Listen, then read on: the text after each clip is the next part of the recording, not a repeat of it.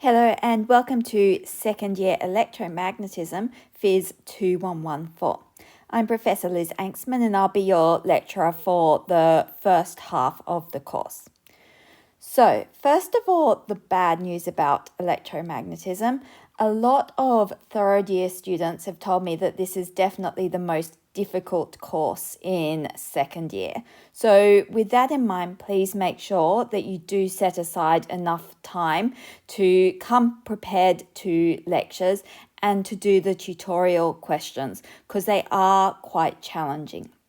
I think what makes this course hard is that it builds very much on what you've learnt before in first year electromagnetism. Really, a lot of it is just a repeat of what you learnt there, except with the vector calculus notation. But this requires that you know that first year electromagnetism and that you're also on top of the vector calculus that you would have done in your maths courses such as Math 2069, though I know that some of you have done different maths courses, but you should have all covered a bit of vector calculus at this point. So in order to help you with this, what I've set up for each week is an introductory module, which is just a way for you to test that you remember from first year or from mathematics, the concepts that you are going to need for that week's lectures. So how it works is it tells you which concepts it's checking for. There's a little question for you to try, which you'll get feedback on. And then if you can't answer that question, I recommend that you watch the theory videos below it, which are from first year and your maths courses, just to refresh you on the maths and the physics that you know. Because if you don't come prepared, you're going to get pretty lost in class. So make sure that you come prepared. The other thing that it's important that you do is that you come to class. Oops. Now, there's a couple of reasons that you should come to class. Firstly, it gives you an opportunity to ask questions and it makes sure that you don't accidentally fall behind on the material. But even more importantly, this is one of the few core courses in physics, so you're together with all your peers who a lot of whom are also physics majors, and a really important part of your degree is getting to know your peers. If you get to know them, then you'll end up with a nice study group. You can work on problems together, you can help each other out, and it'll really help you understand the material better. So I highly recommend that you make the time to come to class. We do have a 2-hour lecture on one day, so I hope that makes it worth your while. I know quite a few of you have long commutes to come to campus, and on another day where we've only got a 1-hour lecture, it is followed by a 1-hour tutorial. So you do have 2 hours for this course on that day as well. And then, the other day there's just a 1-hour lecture. But I highly recommend that you come to as much of it as possible. So in the lectures, we'll be covering the content and seeing a few examples. And then in the tutorials, you'll be solving problems and putting what we've been learning in lectures into practice. And you'll also have a couple of labs over the term, which will relate a bit to what we're doing in class. So now one of the great things about this course is that it does have a very good textbook. So the textbook for this course is Introduction to Electromagnetism by David Griffiths. Now it doesn't actually matter which edition you have. I think they're up to the 4th edition now. I've got the 3rd edition. There's not enormous differences between the editions because electromagnetism isn't really changing that rapidly. So if you can get an older edition cheaper at a secondhand store. I highly recommend that you get that. The textbook also has excellent end of chapter problems, and even better, if you look online, you can find solution sets to all the textbook problems. So this is a really great source of practice questions, and as you go on in physics, you will find Griffiths is a useful kind of reference book to look back on whenever you're doing anything with electromagnetism. Okay, so I think that is the end of what I wanted to tell you about how to study this course. Let's dive straight into the material now. Okay, so in electromagnetism, the basic question that we want to answer is if we have some test charge which has a charge capital Q and a series of source charges. So here I've written them as little q1, q2, q3 up to q6. Then what is the total force on the test charge due to these source charges? And for now, we don't want to make any assumptions about the movement of these charges. So let's assume that both the test charge and the source charges are all moving through space. Well, then how can we calculate the force on this test charge here? Well, there's a useful principle, the principle of superposition, that we can use to help us simplify this problem a little bit. So let's write this down. So principle of superposition. This lets us sum the force from each of the source charges separately. So we can just work out the force on Q due to Q1 and sum that to the force on Q due to Q2 and through to Q3, etc., until we've covered all the source charges. So that helps us simplify the problem a little bit. However, unfortunately, there's other things that make it a lot more complicated.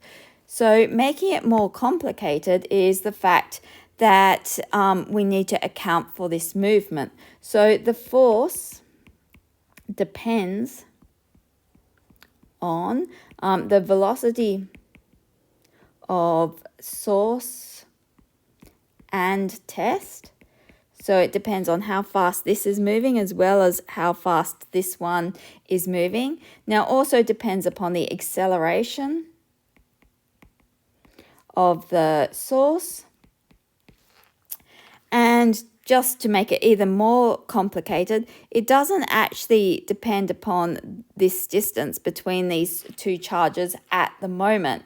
It depends upon the distance between these two charges when the signal from that source charge was emitted. So that's because it's an electromagnetic signal that travels at the speed of light. And so when our test charge Q is experiencing the force, it's effectively experiencing the electromagnetic field as it was when it was emitted from that particle. So depends on where Q was when emitted. So this in fact gets really, really, really complex. And so you're not going to see the full solution to this problem in the first half of this course. You'll need to do the second half and go on and do a bit of electrodynamics in order to see the full solution to how we can calculate the force on that test charge Q. But in order to answer a more manageable question, what we're going to start by considering is the electrostatic case. So in the electrostatic case, the source charges are stationary. So we will consider electrostatic case where source charges are stationary. So that's what we're going to start with. Okay, so we're going to start with Coulomb's law, which is hopefully quite familiar to you from high school and also from first year physics. So Coulomb's law tells us about the force between two charged particles. We know that that force is proportional to the size of those two charges and inversely proportional to the distance between those two charges. So as an equation, we can write that the force is equal to 1 over 4 pi epsilon naught, where epsilon naught is the permittivity of free space. It has a value of around about 8.85 times 10 to the minus 12 Coulomb squared per Newton meters squared. And in this equation, the curly r, in Griffiths it's even curlier, represents the displacement between these two particles. So we can write that our curly r is equal to r, which is the location of our test charge, location of Q, minus r prime, where r prime is the location of the source charge. So this is location of source. So just to be really clear, in the equation that we've written here, the r squared on the bottom is the square of the distance. So that is a scalar. The direction comes into this unit vector here. So the part that I've circled has a magnitude of 1, and it has a direction going from the source charge to the test charge. That's given that the source charge and the test charge are both positive. Obviously, if one of them's negative, we have a negative in that equation there, and so that's effectively going to flip the direction of the force. So hopefully this was very familiar to you and you're used to solving problems with this equation. So electric fields are really useful to use when calculating the force on a test particle. So when we want to calculate the force on Q here, one way we can do it is to consider the electric field from the source charges over here. Okay, so how we would do that we'd write the total force is equal to the force from the first source particle plus the force from the second source particle, etc. Up to, in this case, I've got 6, but it depends on how many of these you have. And then we've just seen from Coulomb's law that we can write this as 1 over 4 pi epsilon naught. That's a constant.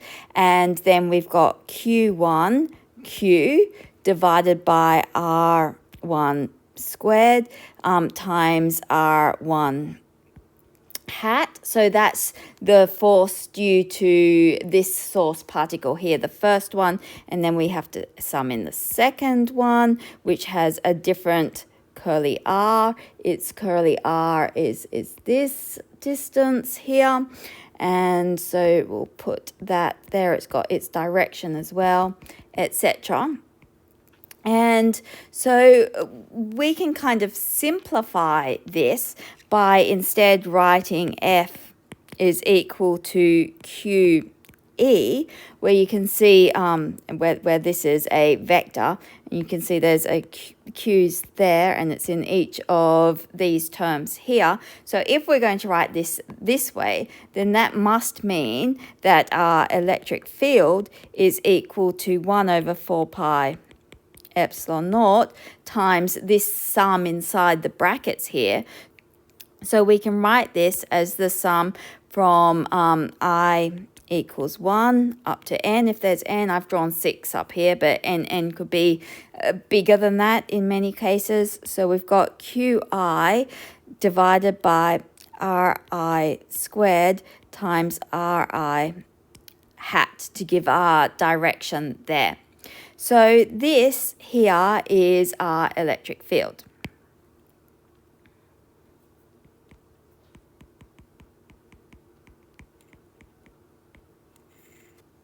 So the electric field is independent of our test charge. So if we change this test charge here, the total force would change because the force is equal to the test charge times the electric field, but the electric field would stay the same because it's established by these source particles here. Now, I'm going to make the assumption that you're relatively comfortable calculating electric fields for test particles, because that was covered quite thoroughly in Physics 1A, and there was a revision question on that in the preparation for this week's lectures. So please make sure that you are able to calculate the electric field for a series of particles. Calculating the electric field is a really useful step when we're trying to work out what these forces are.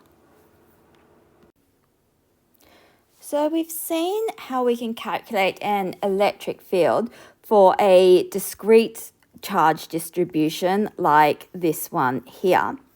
What we're going to be considering now is how we can calculate the electric field due to a continuous charge distribution. So an example of this would be like we've drawn here with a line of charge, and we're trying to calculate the electric field at some point P. And in order to do this, what we do is we break that line of charge down into lots of little discrete bits. So here I've got a little discrete bit, which I've colored green, and it's got a small amount of charge dq. And we consider, well, how much electric field does dq cause at P? And then this case is really very similar to this case here. We've just got lots of little dq's along this line, which we're going to have to sum up to get our total electric field. So when we sum up little bits, it's equivalent to doing an integration. So where for the discrete case, we could write our equation with a sum like we have here. For the continuous case, where we're splitting it up into little increments, we need to replace that sum with the integral. And then we can perform that integration to get that electric field. Now, you had plenty of practice doing this in Physics 1B, so hopefully you remember some of the kind of rudimentary stuff for how to do it. We will do an example in a minute, but first of all, remember that if we have a linear charge, then it's usually a good idea to use a linear charge density lambda. And so where lambda is equal to Q divided by L, where L is the length of this charge here. So if we want to work out how much charge is on a little increment here with a length dl, then we can say, well, dq is equal to lambda dl. We also considered the case where we had a surface. So here we've got some surface, it's got some surface area A, and we've got a surface charge density, which is given by the total charge divided by that surface area.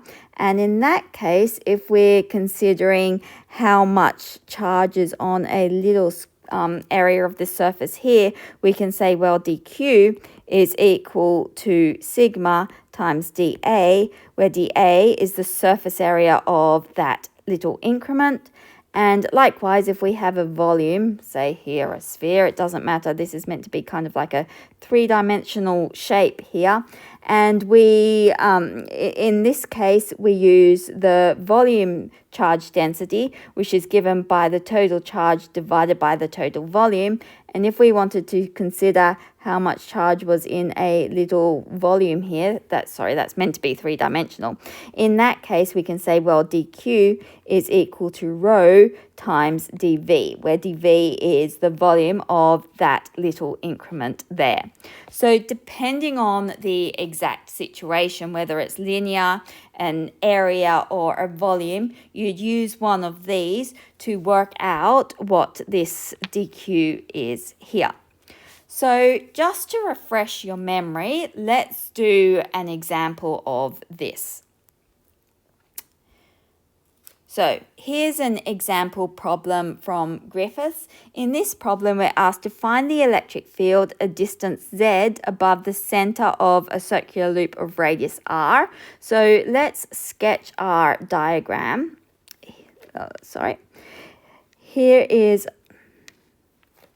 Here is our circular loop. It's got a radius r, and we're considering a point up here, which is a distance z above the center of that loop. And what we want to know is what's the electric field at this point here. And what we're going to do is break our circular loop up into little increments. And so let's consider a little increment here, and we'll let this have length dl. And what we'll be asking is, well, how much does this little increment here contribute to the electric field here? And so in order to do that, we are going to want to use our equation that dE, the contribution to the electric field, I've used the d because it's just from a small part of this loop, is equal to 1 over 4 pi epsilon naught times dq divided by the distance. And that distance is this distance here. So this is our r in this case, and r squared, and then it's in the direction r. So that's just Coulomb's law for this little increment of charge here, except that, well, it's not quite Coulomb's law because it's not on the chest charge. I've left off the capital Q because this is the electric field, not the force. So this is the electric field due to just this little increment here. Now, in the question, we're told that our loop has a linear charge density lambda, so that will let us work out what this dq is.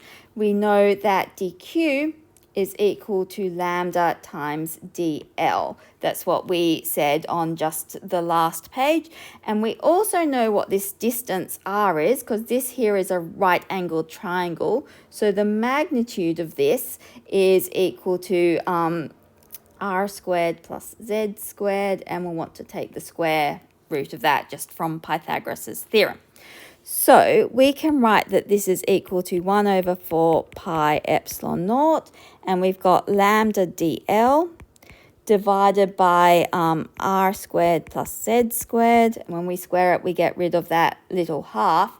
And then this here, which I'll just circle in red, is our direction. And so worrying about our direction is going up like that. So let's consider how we can write this. If we take z as we usually do in the k direction, and let's define this here as our I direction. So that's this along here is our I direction. And so if we want to write this as a vector with the direction, we can call this angle here theta, and these are alternate angles, so that angle in there is also theta. And in the I direction, well, we'll split this into a vertical direction, so k and I, and it's pointing in the negative I direction. And so that is going to be equal to sine theta I, only it's in the negative direction. So we've got a little negative there, and it's also in the positive z direction, so plus we've got this component here, so that is going to be cos theta k. And so that's how we can write the contribution just to the electric field just from this specific green component here. But now you might remember from seeing this before, it's usually a good idea to see in these problems if we can exploit any symmetry. So in this case, if we consider another little component, but this time on the opposite side of the circle, also with the length dl, then the electric field in this case is going to be going up like this. This distance here is the same. This is still r squared plus z squared to the 1/2. And so these vertical components are going to be the same, and they're both going up. But the horizontal components are now pointing in completely opposite directions, and they're also going to have the same magnitude. So the horizontal components will cancel each other out. And that'll be true around the circle. If we consider this bit and this bit, then they are also going to cancel each other out. So only need to sum vertical components. So we can write, well, dE, and in this direction, in this case, it's in the k direction, is equal to 1/4 pi epsilon naught lambda dl over r squared plus z squared times cos theta. And this is in the k direction. And now cos theta, if we consider this triangle here, we've got cos theta is equal to adjacent, which is z, divided by the hypotenuse, which is the square root of r squared plus z squared. So we can write this is equal to 1/4 pi epsilon naught lambda dl over r squared plus z squared times z over the square root of r squared plus z squared, and this is in the k direction.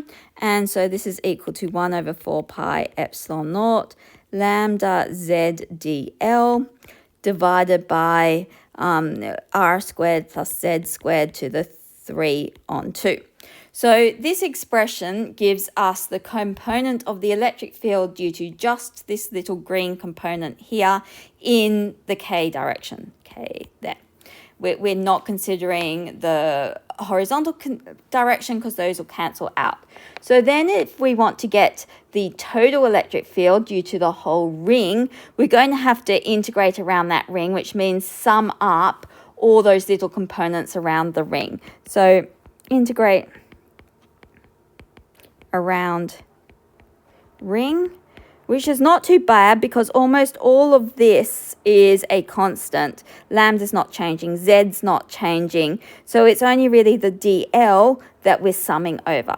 So we can write that E is equal to the integral over 1/4 pi epsilon naught lambda z dl over r squared plus z squared to the 3/2 k, and this is around the ring. And so this is 1/4 pi epsilon naught lambda z divided by r squared plus z squared to the 3/2 k. And then we've got times the integral of dl, and we're summing around that ring, and we know that when we integrate around the ring, we just get the circumference of the ring, so this is equal to 2 pi r. So this will be equal to 1/4 pi epsilon naught lambda z times 2 pi r divided by r squared plus z squared to the 3/2 k. So we could simplify this a little bit if we want. We can get rid of that pi, and that 2 can cancel part of that 4. So we could write this as lambda times z times r divided by 2 epsilon naught r squared plus z squared to the 3/2 k. Now, it's always just sensible to make sure that our answer looks somewhat like we would expect. Now, we'd expect the electric field to drop off if Z became really large. If Z becomes really large, we've got 1 factor of Z on the top, and on the bottom we've got Z squared to the 3/2, so Z cubed. So this is going to drop off as an inverse square from the distance from the ring, which is what we'd expect. So it's always a good idea just to run 1 or 2 tests like that to check your answer.